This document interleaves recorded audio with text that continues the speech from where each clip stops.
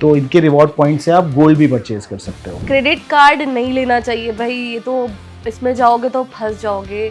खर्चा करते समय सोचते नहीं हैं, उनके लिए क्रेडिट कार्ड थोड़ा सा डेंजरस प्रोडक्ट बन जाता है। टाइम पे वो बिल नहीं चुकाते हैं तो क्रेडिट कार्ड सबसे महंगा लोन है।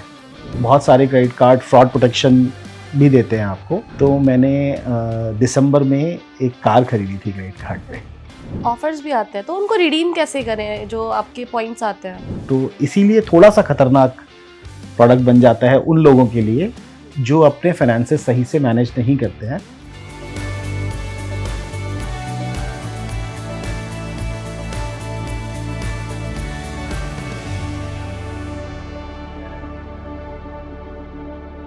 एक मिथ है या फिर ये सच्चाई है कि लोग कहते हैं कि क्रेडिट कार्ड नहीं लेना चाहिए भाई, ये तो इसमें जाओगे तो फंस जाओगे, या फिर कई लोग कहते हैं कि नहीं भाई हमारे पास इतने इतने क्रेडिट कार्ड्स हैं। क्या ये सच में मिथ है कि क्रेडिट कार्ड्स एक जाल है?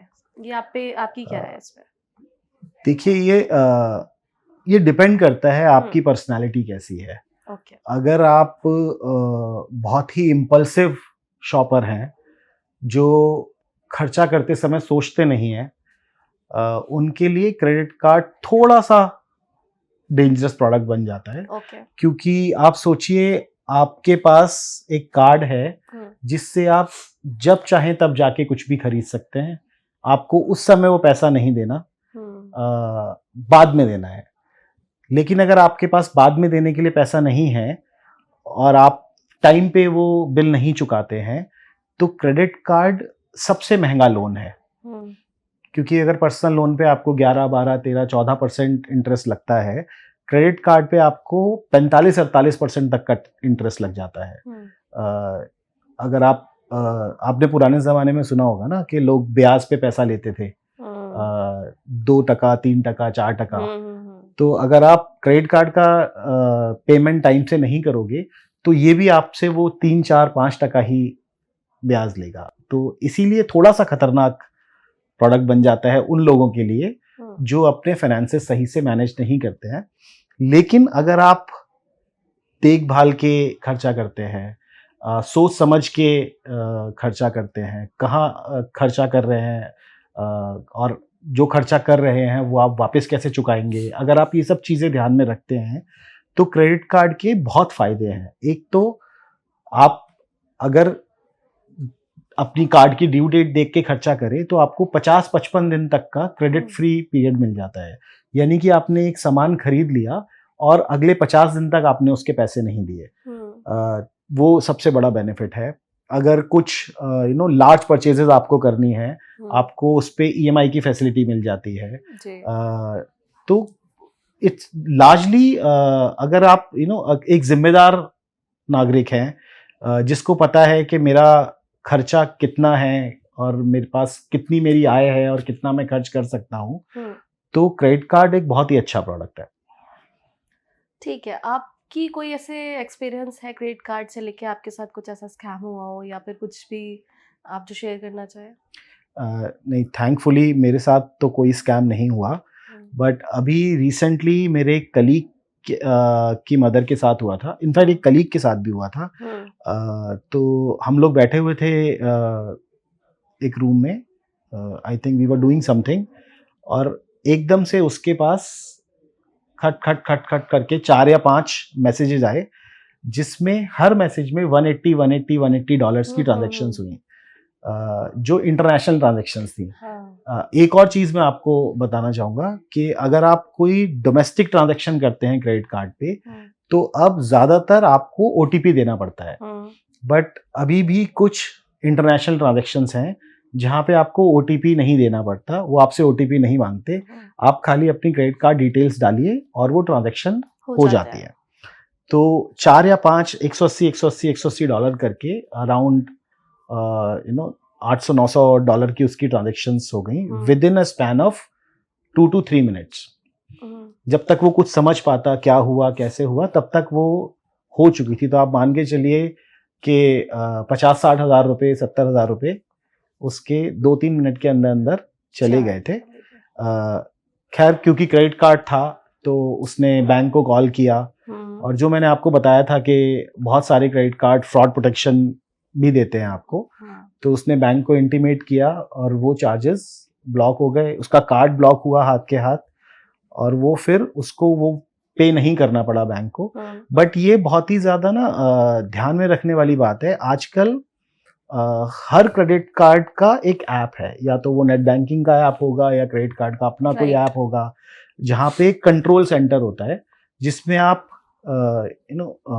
कंट्रोल कर सकते हैं कि मेरी डेली लिमिट क्या होगी, मेरी पर ट्रांजैक्शन लिमिट क्या होगी, मेरी ऑनलाइन में लिमिट क्या होगी, ऑफलाइन में लिमिट क्या होगी, इंटरनेशनल और डोमेस्टिक में लिमिट क्या होगी। आई थिंक इंटरनेशनल भी ऑफ कर सकते आप हैं, उसे कंप्लीटली ऑफ भी कर सकते हैं। आप इनमें से किसी को भी कंप्लीटली ऑफ कर सकते हैं। जैसे अगर आप चाहते हैं कि यार मैं अपना क्रेडिट कार्ड केवल ऑनलाइन परचेज के लिए यूज करूंगा, तो आप ऑफलाइन बंद कर दीजिए।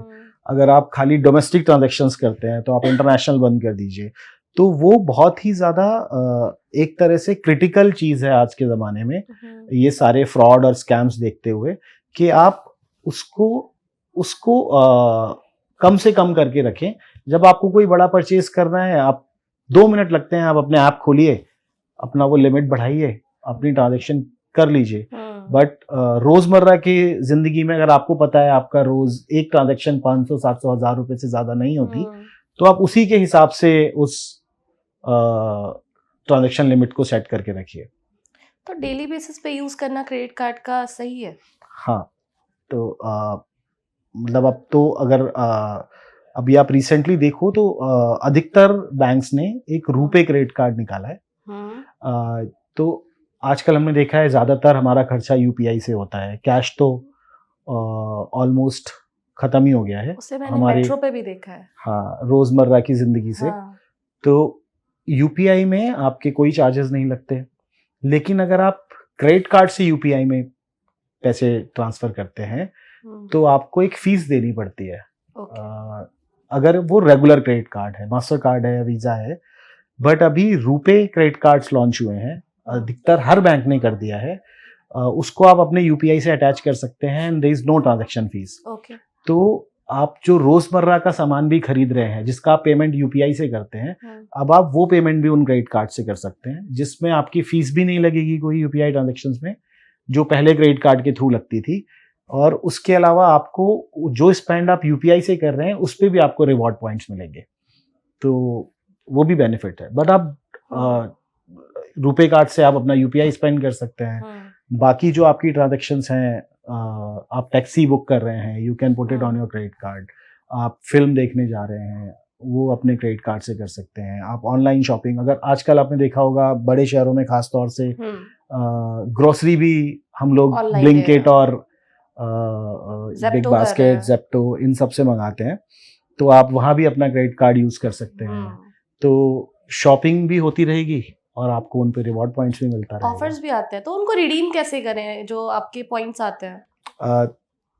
तो हर एक जो पॉइंट का सिस्टम है ना, बेसिकली आपको सबसे पहले ये समझना होगा कि आपको जो पॉइंट्स मिले हैं उनकी वैल्यू क्या है। तो सेम कार्ड के लिए अगर मैं आपको एग्जांपल दूं, किसी के पास अगर एचडीएफसी रिगैलिया है, तो एचडीएफसी रिगैलिया आपको हर 150 रुपए पे 4 पॉइंट्स देता है। अब उन 4 पॉइंट की वैल्यू 20 पैसे से लेके 1 रुपए तक हो सकती है। पॉइंट सेम है, कार्ड भी सेम है, एचडीएफसी रिगैलिया ही है, डिपेंड करता है कि आप उसको कहाँ खर्च कर रहे हो। अगर आप उनके स्मार्ट बाय पोर्टल पे जाके अगर आप फ्लाइट या होटल्स बुक करते हो तो उन रिवॉर्ड पॉइंट्स की वैल्यू 1 रुपए होती है। अगर आप कोई वाउचर खरीदते हो उस पोर्टल से, तो उसकी वैल्यू 50 पैसे भी हो सकती है, उसकी वैल्यू 30 पैसे भी हो सकती है, डिपेंडिंग ऑन कि आप कौन सा वाउचर खरीद रहे हो, कौन सा वाउचर खरीद रहे हो। कुछ क्रेडिट कार्ड में आपको ये भी फैसिलिटी मिलती है कि आप उन रिवॉर्ड पॉइंट से अपना क्रेडिट कार्ड का बिल भी पे कर सकते हो, तो उसमें भी कन्वर्जन चार्जेस जो होते हैं वो यूजुअली 0.3-0.35 के आसपास होते हैं। तो आप वो भी कर सकते हो कि आप अपना जो अगला बिल है आप उसमें एडजस्ट करा सकते हो। कई बार ये वैल्यू 1 रुपए से ज्यादा भी हो सकती है। तो जैसे अगर किसी के पास एक्सिस मैग्नस कार्ड है, एक्सिस मैग्नस फॉर बर्गंडी, हम्म, उसमें आपको 200 रुपये पे 12 पॉइंट्स मिलते हैं। ओके, कन्वर्जन रेट उसका 80% पे होता है, तो हर 5 पॉइंट्स में आपको 4 पार्टनर पॉइंट्स में कन्वर्ट हो जाते हैं वो। बट अगर आप अकॉर ग्रुप ऑफ होटल्स में ट्रांसफ़र कराते हो तो आपको उसका 1.7x मिलता है, तो उसकी वैल्यू इवेंचुअली 1 रुपये से भी ज़्यादा बैठ हो जाती है।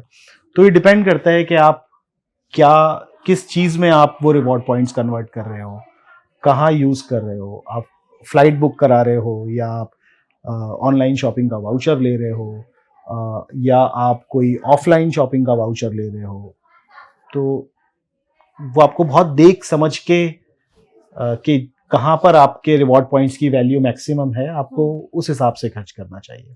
सही क्रेडिट कार्ड कैसे चुने, उसे कंपेयर कैसे करें कि अगर हमें ये लेना है, ये लेना है, इसमें क्या बेनिफिट्स है? कोई ऐसा ऐप है या कहीं पे आप कंपेयर कर सकते हैं? जी हाँ, बिल्कुल है। आप पैसाबाजार.com पे ही आके चेक कर सकते हैं। ओके, आप उसमें आपको अपनी बेसिक डिटेल्स डालनी है, जैसे आपकी इनकम क्या है, आपकी सिटी क्या कौन सी है, और आपको उसके बेसिस पे जो जो भी कार्ड्स में आप अवेलेबल होंगे वो उसकी लिस्ट मिल जाएगी। अच्छा, उसके बाद फिर आप अपने इंटरेस्ट डाल सकते हो कि मुझे केवल ऑनलाइन शॉपिंग के लिए क्रेडिट कार्ड चाहिए या मुझे ट्रैवल के लिए क्रेडिट कार्ड चाहिए। अच्छा, और जो भी आप उसमें ऑप्शन सेलेक्ट करोगे उसके हिसाब से वो उस कार्ड की लिस्ट दे देगा with you know important features of those credit cards. Okay, उसके बाद आप उसमें से कोई भी क्रेडिट कार्ड खरीद सेलेक्ट करके उनका आपस में कंपैरिजन देख सकते हो कि किस में क्या ज़्यादा है, किसकी फ़ीस ज़्यादा है, किसकी फ़ीस कम है, कौन सा फ्री है, कौन सा फ्री नहीं है, किस में आपको ज़्यादा रिवॉर्ड पॉइंट्स मिल रहे हैं, कहाँ पे आपको क्या ऑफ़र मिल रहा है, वो पूरा कंपैरिजन आपको अवेलेबल हो जाएगा। कोई ऐसा क्रेडिट कार्ड भी है जो वुमेन्स के लिए स्पेशली डिज़ाइन किया गया हो? क्योंकि ऑनलाइन शॉपिंग कहते हैं महिलाएं सबसे ज़्यादा करती हैं, शॉपिंग ही महिलाएं सबसे ज़्यादा करती हैं, एक मिथ है शायद, लेकिन क्या ऐसा कोई क्रेडिट कार्ड है? अभी मेरी नज़र में तो अभी तक नहीं आया है ऐसा हम्म, कोई कार्ड जो वुमेन स्पेसिफिक कार्ड करके ब्रांड किया हो बैंक ने।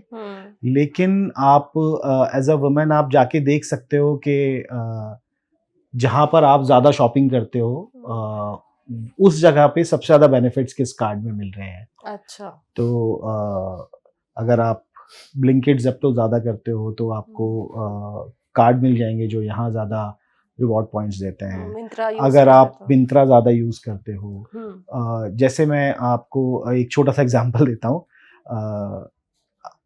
रिगैलिया, इन्फीनिया, एचडीएफसी के अगर आपके पास इनमें से कोई कार्ड है तो इनके रिवॉर्ड पॉइंट से आप गोल्ड भी परचेज कर सकते हो। ओके, तो that is I think and they give good conversion rate on that, अच्छा, तो आई थिंक वो एक एडिशनल बेनिफिट है बीइंग अ वुमेन।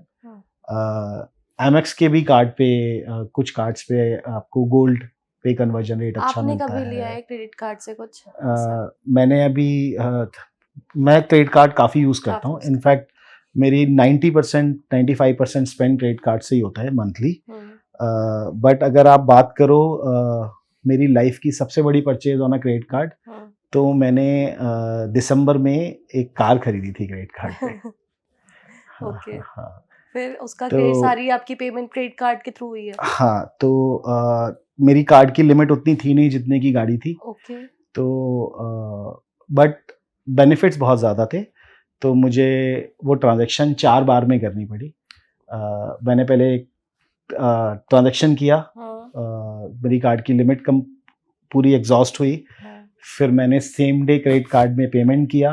ओके, अगले दिन वो लिमिट दोबारा से रिलीज़ हो गई, मैंने फिर नेक्स्ट डे पेमेंट किया, फिर ब्लॉक हुई, फिर मैंने क्रेडिट कार्ड में पेमेंट किया, फिर वो रिलीज़ हुई, तो मेरा वो टोटल कार का जो प्राइस था वो 4 बार में जाके पेमेंट हो पाया।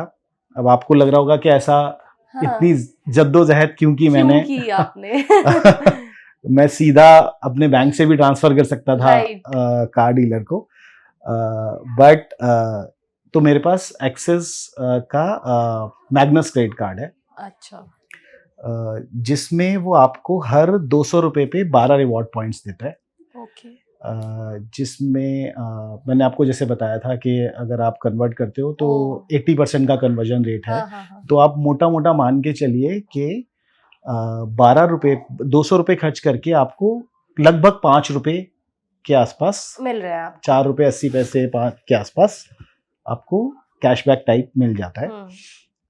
लेकिन उनकी एक और ऑफर है उसमें कि अगर आप किसी भी कैलेंडर मंथ में 1.5 लाख रुपए से ज्यादा खर्च करते हो तो 1.5 लाख रुपए तक तो आपको वो 12 पॉइंट मिलेंगे, बट 1.5 लाख रुपए के बाद आप जो भी स्पेंड करोगे उस पे आपको 35 पॉइंट मिलेंगे 12 की जगह। तो 35 पॉइंट का मतलब होता है 80% के हिसाब से आपका लगभग 12-13% का कैशबैक। और आप लगा के देखो, अगर जो कार की वैल्यू के हिसाब से 12-13% would be a large amount जो आपको एज अ कैशबैक मिल जाएगा। आपने अपना पूरा माइंड यूज किया है कार लेने में भी। तो इससे आपका फायदा अच्छा रहा होगा क्रेडिट कार्ड यूज करने के लिए। वैसे आइडिया आया कहाँ से क्रेडिट कार्ड से कार खरीदने? बेसिकली मैं काफी पहले से क्रेडिट कार्ड यूज कर रहा हूँ। 2008 में मेरा पहला क्रेडिट कार्ड मिला था, सिटी बैंक ने दिया था मेरे कॉलेज में। अच्छा। I was a student at that time, I was doing my MBA. तो सिटी बैंक ने एक कैंप लगाया था और हमारी क्लास के हर एक बच्चे को जो भी इंटरेस्टेड था उसको क्रेडिट कार्ड दे दिया, फ्री कार्ड था। City, that was my first credit card. Okay. तो 2008 से लेके अब तक मैंने कई बार गलतियां भी की क्रेडिट कार्ड यूज करने में, बट धीरे धीरे करके उन गलतियों से सीखा भी। फिर जब आपको कोई चीज़ फ्री मिलती है तो आप ना थोड़ा ज़्यादा दिमाग लगाते हो उसे और बढ़ाने में, राइट, है ना। तो मैंने इस पिछले अगर आप देखो तो 15-16 साल 17 साल हो गए मुझे क्रेडिट कार्ड यूज़ करते हुए। मैंने बहुत ऑफर्स यूज़ किए, तो आप एक कह लो एक तरह की आदत सी पड़ गई है। अच्छा, तो जब मैंने ये क्रेडिट कार्ड से अपना कार का पेमेंट किया था तो मुझे 1.5% चार्जेस भी देने पड़े क्रेडिट कार्ड से पे करने के डीलर को, बट 1.5% वर्सेस 12% सेविंग काफ़ी ज़्यादा थी, तो मुझे उतना दिक्कत नहीं हुई। तो आपको सबसे ज़्यादा ये भी देखना है कि आप कुछ भी ऐसा अगर कर रहे हो तो आपकी कॉस्ट कितनी है, क्योंकि बहुत बार कुछ कंपनियां चार्ज भी करती हैं कि हम आपसे क्रेडिट कार्ड से पेमेंट ले लेंगे बट वी विल चार्ज 2% और 1% और 1.5%। तो आपको यू नीड टू कैलकुलेट कि जो आपको रिवॉर्ड मिल रहा है वो अगर उससे ज़्यादा है तो मतलब ये तो, जैसे आपने बताया 12% तक का आपको मिला जी, तो वो तो ठीक था, लेकिन और 2% देना पड़ा तो वो वहाँ पे ठीक है। बट लेकिन कई बार ऐसा होता है कि आपको मान लीजिए मिलता है 2%, तो आप उसके लिए 2.5% 2% कोई पॉइंट नहीं बनता। तो आपको वो basically cost benefit analysis basic करनी पड़ेगी। तो इससे सिविल स्कोर पे भी कुछ असर पड़ता है? सिविल स्कोर पे क्रेडिट कार्ड के यूजेस से बिल्कुल असर पड़ता है। पहला जो फैक्टर है कि आप अपना पेमेंट टाइम पे कर रहे हो या नहीं कर रहे हो, सबसे बड़ा फैक्टर है वो। आप पेमेंट में डिले तो नहीं कर रहे। अगर आप पेमेंट में डिले करोगे आपका क्रेडिट स्कोर कम होगा, अगर आप टाइम पे पे करते रहोगे तो आपका क्रेडिट स्कोर बिल्ड होगा। दूसरा फैक्टर है वो है क्रेडिट यूटिलाइजेशन। मान लीजिए आपका क्रेडिट कार्ड है, उसकी लिमिट है 1 लाख रुपए और आप हर महीने उसमें से 90,000 या 1 लाख पूरा का पूरा लिमिट का खर्चा कर देते हैं।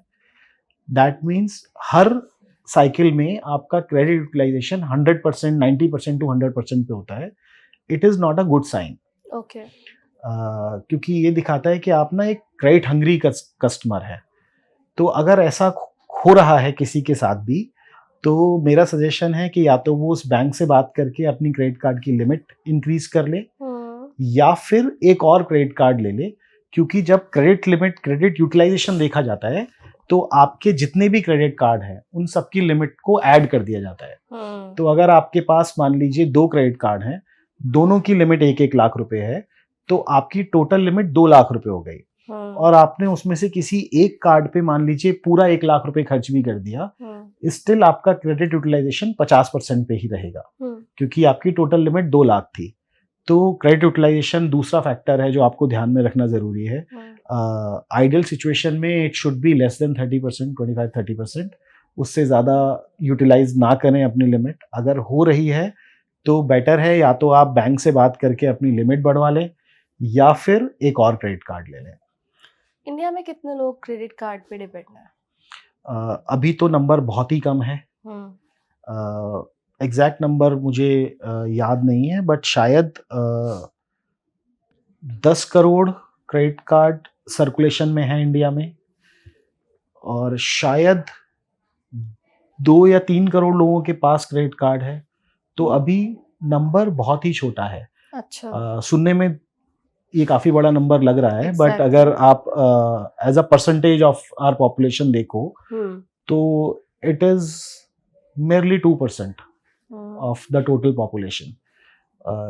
तो अभी बहुत स्कोप है। जैसे जैसे धीरे धीरे लोग समझेंगे क्रेडिट कार्ड के फायदे, आई थिंक ज़्यादा से ज़्यादा लोग क्रेडिट कार्ड लेना चाहेंगे। तो जाते जाते मैं एक सवाल लास्ट पूछना चाहूँगी कि जो मिडिल क्लास लोग हैं उनके लिए क्रेडिट कार्ड, 3 से 4 लोग हैं एक फैमिली में, मिडिल क्लास फैमिली, छोटी फैमिली है, उनके लिए क्रेडिट कार्ड पहली बात तो लेना चाहिए, और ले रहे हैं तो कौन सा क्रेडिट कार्ड बेस्ट होगा, किस कंपनी की तरफ या कह लें किस बैंक की तरफ या जाना चाहिए उन्हें रोजमर्रा की जिंदगी के सामान के लिए, कौन सा क्रेडिट कार्ड आप सजेस्ट करें? बहुत ही अच्छा क्वेश्चन पूछा है आपने। एक तो आजकल मिडिल क्लास की डेफिनेशन भी ना थोड़ी चेंज हो गई है। तो इनफैक्ट अभी कुछ दिन पहले सोशल मीडिया पे कोई पोस्ट वायरल हुई थी जिसमें उस बंदे ने लिखा था कि I am earning 2.5 lakh rupees a month but I still feel like a middle class, which is true in a bigger city like Noida, Gurgaon. अगर आप रेंट पे रह रहे हो तो बहुत ही लंबी रेंज हो गई है मिडिल क्लास की। बट अगर आप मान के चलो कि आप तो मैं एक एवरेज नंबर के हिसाब से आपको बता देता हूँ। मान लीजिए आपकी इनकम 1 लाख रुपए के आसपास है, आप 3 या 4 लोगों की फैमिली हो, सर्विस क्लास हो, किसी भी tier 1 city, tier one of the top 20 cities में रह रहे हो, तो आप एक मिडिल क्लास हो मेरे हिसाब से। आपको क्रेडिट कार्ड बिल्कुल लेना चाहिए, क्योंकि जो मैंने बताए थे बेनिफिट्स, आपको इमरजेंसी में फ़ायदा मिल जाता है। कई बार आपके पास पैसे नहीं होते हैं बट आपको खर्चा करना पड़ता है, तो उस टाइम पे या तो आपको किसी से मांगने पड़ते हैं या फिर बेसिकली इट इज़ डिफ़िकल्ट। तो क्रेडिट कार्ड उस टाइम पे बहुत ही ज़्यादा काम आता है। आप क्रेडिट कार्ड पे वो खर्चा कर सकते हैं। आपको पहले तो 40-50 दिन का टाइम मिल जाता है वो पैसा चुकाने में। अगर वो आप नहीं चुका पा रहे हैं तो आप उसको EMI में भी कन्वर्ट करा सकते हैं। अच्छा। 6 महीने की, साल भर की, एंड आसानी से फिर वो पैसा चुका सकते हैं। तो आपके पर्सनल फाइनेंस में आपके एक अच्छा साथी है क्रेडिट कार्ड इमरजेंसी के लिए। प्लस बहुत सारे ऐसे ऑफर्स होते हैं जब आप कई बार खरीदारी करते हैं जो कार्ड स्पेसिफिक ऑफर्स होते हैं। तो जैसे अगर आप जोमेटो से ऑर्डर कर रहे हैं या आप अमेज़ॉन से कुछ खरीद रहे हैं, तो आपने देखा होगा वहाँ पे जब आप पेमेंट के लिए जाते हैं तो वो लोग लिखते हैं 2% extra cashback on this credit card, right, या 100 rupees of on this credit card. तो क्रेडिट कार्ड में बहुत सारे ऑफर्स होते हैं जो विदाउट क्रेडिट कार्ड आपको शायद ना मिल पाए। As a middle class, as a, और I would rather use the term called value conscious consumer, जिसको ज़्यादा से ज़्यादा वैल्यू निकालनी है अपने पैसे की, उसके लिए क्रेडिट कार्ड एक बहुत ही अच्छा माध्यम है। तो क्रेडिट कार्ड बिल्कुल लेना चाहिए, बहुत समझदारी के साथ उसका उपयोग करना चाहिए, बहुत ध्यान से उसका पेमेंट टाइम पे करना चाहिए। ये सब चीज़ें अगर ध्यान में रखेंगे तो क्रेडिट कार्ड अच्छा साथी बन सकता है किसी भी मिडिल क्लास आदमी के लिए। अब बात आती है कौन सा क्रेडिट कार्ड। अब अगेन कौन सा डिपेंड करता है आपके खर्चे ज़्यादातर कहाँ होते हैं। कुछ 1-2 नाम तो मैं जैसे बताता हूँ आपको, अगर मैं 1-2 नाम की बात करूँ, आप मिडिल क्लास हो, HDFC रिगेलिया is a good card. उसकी फीस है but it's a good card. आपको अच्छा रिटर्न दे देगा वो, स्पेशली ट्रैवल पे और ऑनलाइन शॉपिंग पे। ओके। अगर आप स्मार्ट बाय के थ्रू शॉपिंग करते हो तो वो 5x 10x तक आपको रिवॉर्ड पॉइंट्स दे देता है। ओके। SBI कैशबैक काफ़ी अच्छा कार्ड है, 5% तक का कैशबैक देता है वो। एंड सबसे अच्छी बात इस कार्ड की है कि ये किसी पोर्टल पे या किसी ब्रांड स्पेसिफिक पे नहीं है, सब जगह है। अगर आप कहीं से भी ऑनलाइन शॉपिंग करते हो आपको 5% का कैशबैक मिल जाता है। अगर आप ऑफलाइन शॉपिंग करते हो तो थोड़ा कम कैशबैक मिलता है। उसके अलावा देयर इज़ अ पैसा सेव कार्ड, यस बैंक पैसा save card. Again it's a cashback card जो आप यूज़ कर सकते हो। तो मैं आपको कोई पर्टिकुलर बैंक नहीं बताऊंगा। डाइनिंग के लिए क्या कार्ड आप सजेस्ट डाइनिंग के लिए there is a Swiggy dine out co-branded Swiggy card, you can use that card. But ये जो मैंने आपको कार्ड बताया था SBI कैशबैक, ये डाइनिंग पे भी आपको कैशबैक देगा। तो आपको ये देखना है, अगर आपको एक ही कार्ड लेना है तो मेरा सजेशन होता है कि आप कोई को ब्रांडेड कार्ड पे जाने की बजाय आप एक ऐसा कार्ड दें जो जिसे कह सकते हैं ऑलराउंडर कार्ड टाइप, जैसे मैंने बताया रिगैलिया और या SBI कैशबैक, और बाकी बैंक्स में भी कुछ कुछ ऐसे कार्ड्स हैं जो आपको बिना किसी कंस्ट्रेंट के वो आपको सब जगह पे कैशबैक देंगे। तो ये थी पूरी क्रेडिट कार्ड्स की ABCD, और इसी के साथ हम लेते हैं आपसे अलविदा। Thank you so much.